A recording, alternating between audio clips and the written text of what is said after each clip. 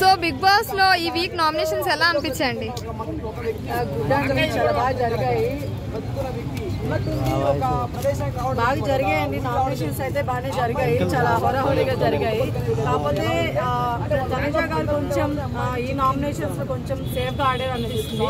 రాము రాథోడ్కి వీళ్ళందరూ చెప్పడం అనేది నాకు అంత నచ్చలేదు, ఎందుకంటే ఎవరు నామినేషన్స్ వాళ్ళు చేస్తే బాగుంటుందని నా ఫీలింగ్. సో బర్నీ గారు మళ్ళీ కూడా సేఫ్ గేమే ఆడుతున్నారు. సో ఆయన ఉంచుతారా లేదంటే బయటకు పంపించేస్తారా ఆడియన్స్? సేఫ్ గేమ్ ఆడట్లేదు, అంత ముందు సేఫ్ గేమ్ అని అనిపించింది తప్ప ఇప్పుడైతే సేఫ్ గేమ్ లేదు.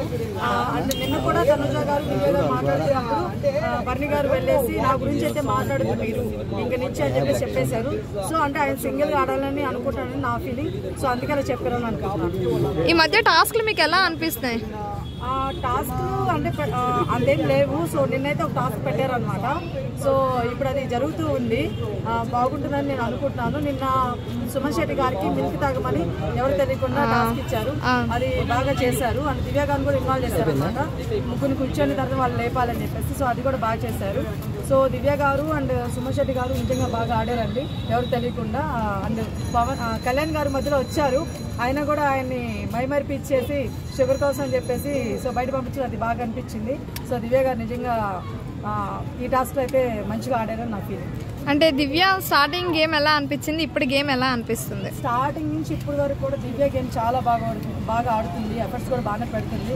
కేవలం బర్నీ గారు అన్న ఒక బాండింగ్ అనేది కొంచెం మధ్యలో అలా డిస్టర్బ్ అయ్యి బయటకు వేరేలాగా వచ్చింది తప్ప నార్మల్గా అయితే అమ్మాయి చాలా బాగా ఆడుతుంది. స్టార్టింగ్ నుంచి ఇప్పుడు వరకు కూడా ఆడుతూనే ఉంది.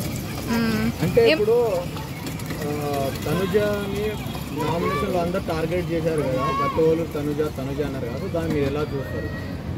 అమ్మాయిని టార్గెట్ చేయడం కాదండి, అది ఉన్నది చెప్పడం స్టార్ట్ చేశారు. ఎందుకంటే ఇప్పుడు బయట ఫేమ్ ఉందనో లేకపోతే ఏంటో మనకి